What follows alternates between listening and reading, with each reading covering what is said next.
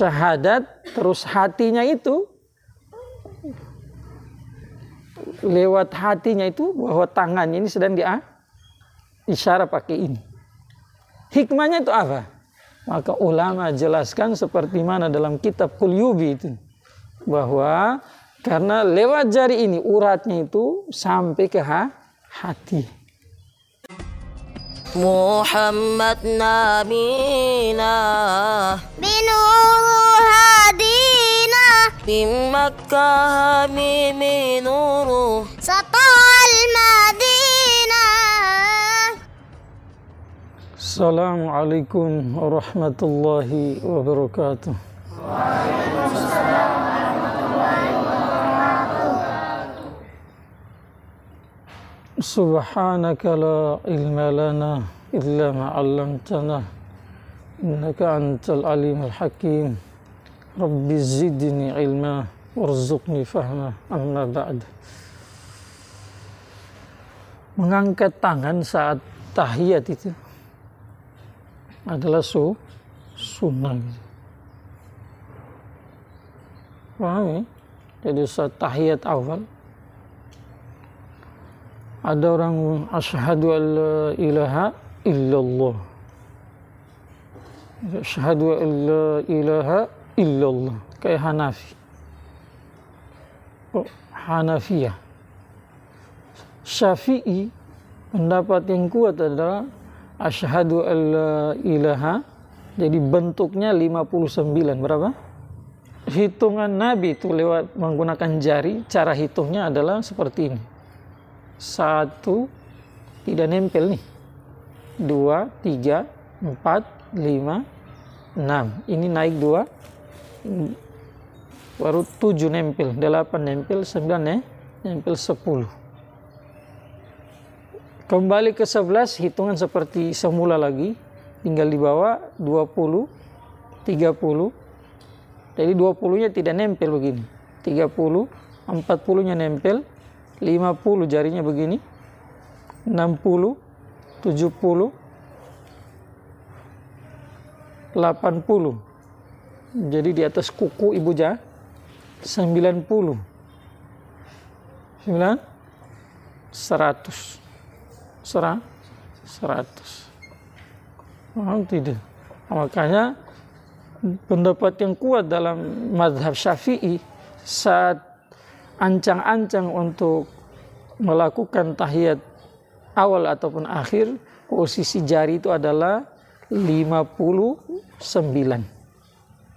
Baru jari telunjuknya dikasih seperti pas asyhadu an la ilaha illallah. Paham ya? Kalau Maliki ya caranya jadi paham tidak? Maliki ya goyang-goyang. Sekarang angkat tangan toh saat itu. Kalau Hanafiyah mereka asyhadu an la ilaha illallah. Kenapa mereka menafikan pokoknya hanya Allah saja, selain Allah tidak ada lagi yang layak disembah, jadi langsung tutup. Kalau kita Syafi'iyah tidak ditutup, kenapa? Aklinya itu adalah karena asyhadu an la ilaha illallah. Tidak ditutup, maksudnya selama-lamanya yang berhak disembahnya satu saja Allah. Paham tidak? Bersamaan dengan itu, ya dalil juga ada sebagaimana hadis yang diriwayatkan oleh Abdullah bin Umar radhiyallahu anhu. Sana dijelaskan bahwa saat seseorang yang sholat itu mengangkat jari syahadatnya ini, jari telunjuk kan? Saat membaca syahadat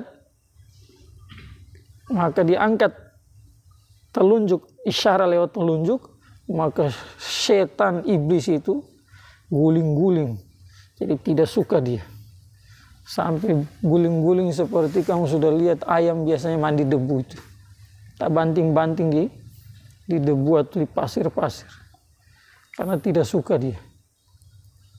Karena sasaran iblis dan syaitan adalah bagaimana orang terjerumus dalam kekufuran dan kesyirikan, kemunafikan, supaya temani dia di neraka selama-lamanya. Sekarang dasar kita apa itu? Yang pertama sudah toh hadis dari Abdullah bin Umar radhiyallahu anhuma. Kenapa kita tidak memilih yang begini-begini? Padahal hadis itu juga sahih juga. Yang menggambarkan bahwa Nabi menggerakkan tangan. Maka jawaban dari kita itu melalui ulama-ulama kita, yakni Imam Baihaqi rahmatullah alaih, sebagaimana terdapat dalam kitab Bajuri, bahwa kenapa kita lebih memilih hadis yang ini, asyhadu alla ilaha illallah, yang tidak bergerak. Nomor satu, karena di dalam sholat yang diminta adalah gerakan itu dikurang. Wa qumu lillahi qanitin. Berdirilah di hadapan Allah dalam keadaan tenang. Dalam apa? Tenang. Jadi tuntutan tenang itu bukan gerak-gerak. Tetapi makanya kita pilih hadis ini. Itu. Yang kedua, kalaupun kita mengumpulkan dua hadis yang sama-sama sahih tadi, maka kata Imam Baihaqi yang dimaksud dengan hadis yang di dalamnya menjelaskan bahwa Nabi menggerak-gerak jarinya itu. Gerak jari yang dimaksud gerak ya itu sudah gerak ini. Bukan gerak-gerak begini, tapi gerakan asyhadu alla ilaha illallah. Itu sudah gerak. Bukan gerak-gerak begini. Paham ya? Ada juga yang misalkan orang pas bangun dari sujud langsung tum. Ada tak? Jadi belum baca sudah langsung. Maka dalam kitab Bajuri di sana dijelaskan itu adalah pendapat yang lemah. Jadi yang kuat bagi kita Syafi'iyah ya, yang tadi itu. Bentuk ini 59. Kemudian posisi tangan seperti ini.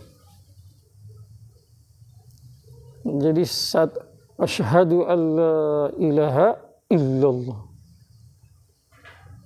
Jadi posisi tangan tidak begini, tapi jelas ya. Pertanyaan, apakah saat tasyahud itu apakah hanya jari telunjuk ini saya yang dipakai, ini tidak, ini, atau yang kiri? Paham tidak? Kenapa cuma ini saja? Maka jawabannya karena memang sumber dari Nabi Muhammad SAW yang lewat hadis-hadis beliau, kemudian turun-temurun sampai hari ini tadi hanya digunakan jari ini. Terus apa hikmahnya gitu? Kenapa jari ini tidak boleh, jari ini tidak boleh, jari ini tidak boleh, jari ini? Atau di sini, misalkan ada yang tangannya terpotong nih, telunjuk. Kenapa ini tidak boleh menggantikannya? Kenapa ini tidak boleh, ini tidak boleh? Kemudian kenapa di sini tidak boleh? Kalau lagi utuh, jelas tidak boleh toh? Kalau ini terpotong pun, atau ini jadi naudzubillah, jadi stroke gitu. Dia bisa bergerak, maka tetap juga tidak boleh pakai jari yang lain. Syahadat terus hatinya itu lewat hatinya itu bahwa tangannya ini sedang isyarat pakai ini. Hikmahnya itu apa? Maka ulama jelaskan seperti mana dalam kitab Qulyubi itu, bahwa karena lewat jari ini uratnya itu sampai ke hati. Jadi pas kita ucapkan itu asyhadu alla ilaha illallah. Jadi gerakan urat ini langsung nyambung ke hati. Na'udzubillah, sementara jari ini uratnya itu nyambungnya sampai ke kemaluan. Makanya orang biasanya orang-orang jahat itu, orang-orang hina, orang-orang yang tidak bagus akhlak dan sifatnya itu, mereka menggunakan jari tengah untuk isyarat kotor. Nah, ini permainan iblis. Permainan apa?